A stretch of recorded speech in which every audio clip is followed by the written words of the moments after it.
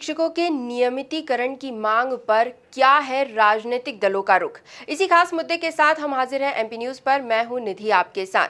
अतिथि शिक्षक लंबे समय से अपने नियमितीकरण की मांग कर रहे हैं। जब कांग्रेस की सरकार थी तब भी ये मुद्दा गरमाया हुआ था। अब जब शिवराज सरकार है तब भी अतिथि शिक्षकों के नियमितीकरण की मांग जस की तस बनी हुई है। यही वो मुद्दा है जिसे लेकर सिंधिया ने सड़कों पर उतरने की बात कह डाली थी। यही वो मुद्दा है जिसे लेकर सिंधिया ने अपनी ही पार्टी से बगावत कर डाली। और यही वो मुद्दा है जिससे कि मध्य प्रदेश में सरकार तक पलट गई। लेकिन ये मुद्दा अभी भी वैसा का वैसा बना हुआ है। आखिर कब पूरी होगी अतिथि शिक्षकों की ये मांगे?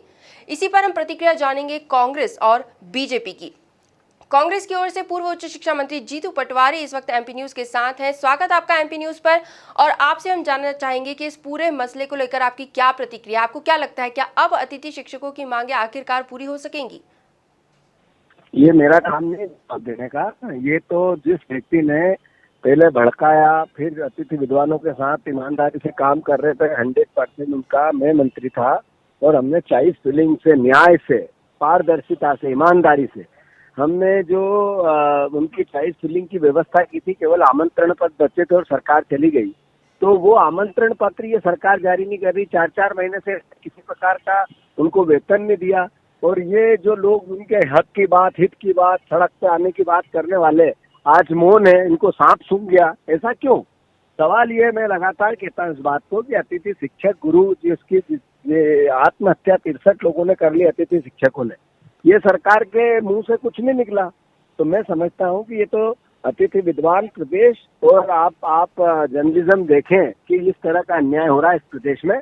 हम अतिथि शिक्षक, अतिथि विद्वानों के हर परिस्थिति में साथ जी, लेकिन बात वही है कि जब कांग्रेस की सरकार थी तब भी यही मुद्दा बना हुआ था। तब कांग्रेस ने वादे किए थे कि जल्द से जल्द मांगे पूरी की जाएगी। अब जब शिवराज सरकार है तब भी यही कहा जा रहा है कि जल्द से जल्द वादे पूरे किए जाएंगे। लेकिन ऐसा नहीं लग रहा कि दो राजनीतिक दलों की लड़ाई के बीच कहीं ना कहीं शिक्षकों की मांगे जस की तस बनी हुई है, उनकी समस्या तो पूरी हो नहीं रही?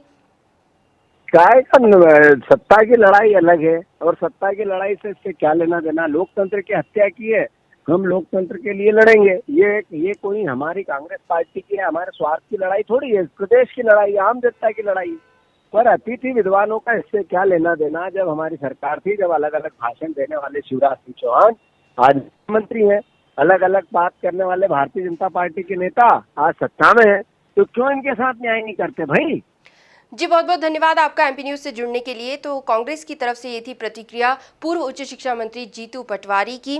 लेकिन भाजपा का क्या रुख है अतिथि शिक्षकों की मांगों को लेकर, वो भी हम यहाँ पर जानने की कोशिश करेंगे। पूर्व शिक्षा मंत्री दीपक जोशी इस वक्त हमारे साथ मौजूद हैं। दीपक जी, स्वागत आपका एमपी न्यूज पर। और जिस तरह से आप सुन ही रहे होंगे कि जो चर्चा फिलहाल चल रही है कि अब जबकि शिवराज सरकार है और जैसा कि शुरुआत में वादे किए गए थे कि जल्द से जल्द अतिथि शिक्षकों का नियमितीकरण कर दिया जाएगा, अब सरकार को बने भी 5 महीने से ज्यादा होने आए हैं। ऐसे में आप क्या कहते हैं, क्या अब जाकर अतिथि शिक्षकों की मांगे पूरी हो पाएगी? लंबा इंतजार तो वे पहले ही कर चुके हैं।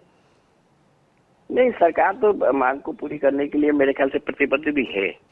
लेकिन माननीय सिंधिया जी ने जब पार्टी छोड़ी उसके बाद कोरोना काल चल रहा था, आपको पता होगा, लगभग 3 महीने तो सरकार का गठन ही नहीं हो पाया ठीक से। अब वर्तमान में शिक्षा मंत्री बने डॉक्टर मोहन यादव जी। ऐसे दृष्टिकोण में जो हमारी सरकार ने पहले काम शुरू किया था इनके विषय में, उसमें करीब 2700-2800 पद थे मेरे ख्याल से संभवतः। उसमें से 850-900 तो कहीं ना कहीं समाहित हो गए हैं। बाकी लोगों के समाहित होने की बात जो है सरकार के, आपने देखा कोरोना काल में सारा राजस्व कहीं ना कहीं गिरा है। ऐसे दृष्टिकोण में सरकार निर्णय लेगी, लेकिन पहले प्राथमिकता कोरोना है। कोरोना के बाद अभी वर्षा काल आपने देखा, काफी बाढ़ है, किसानों की कुछ समस्या है, किसानों को गेहूं खरीदने का मामला था। ये बड़ी संख्या में सरकार ने बड़े फैसले लिए हैं। तो ऐसे दृष्टिकोण में आगामी विधानसभा सत्र जब आएगा तो मेरे ख्याल से कोई ना कोई व्यवस्था इसके लिए हो जाएगी। और मेरे जो माननीय सिंधिया जी ने बात कही है वो बात कहीं ना कहीं पूरी होगी। जी, बिल्कुल ठीक कहा आपने कि मुद्दे तो और भी कई है जो एक के बाद एक सामने आते जा रहे हैं। लेकिन अतिथि शिक्षकों का जो मुद्दा है वो आज का या नया नहीं है, ये लंबे समय से चला आ रहा है। अब आखिर कब तक इंतजार करना पड़ेगा उन्हें? नहीं, देखिए, मेरे बहाना संसाधनों की आवश्यकता पड़ती ना। अगर संसाधन होंगे तो कर पाएंगे, लेकिन पहले संसाधन तो आपको लगा कि पूरे स्वास्थ्य सेवा में लगाया जा रहा है, कोरोना में लगाए जा रहे हैं। उसके बाद आपको याद होगा किसानों का बड़ा मामला आया था गेहूं खरीदी का, वो सरकार ने पूरा कहीं ना कहीं किया। अभी बाढ़ की स्थिति पूरे प्रदेश में कहीं न कहीं बनी हुई है। तो ऐसे दृष्टिकोण में आगामी सत्र जो विधानसभा का होने वाला है मेरे ख्याल से अगले महीने, उस सत्र में ये मांग कहीं न कहीं पूरी होगी, क्योंकि सिंधिया जी जैसे जवाबदार आदमी ने इस बात को सरकार की तरफ रखा है, तो वो निश्चित रूप से उस जवाबदारी को सरकार पूरा करेगी।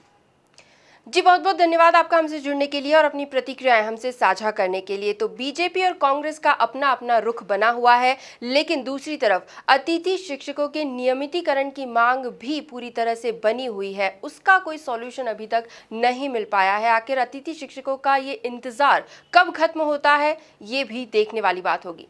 एमपी न्यूज की इस खास पेशकश में फिलहाल इतना ही। अन्य खबरों को जानने के लिए आप बने रहिए हमारे साथ, देखते रहिए एमपी न्यूज। धन्यवाद।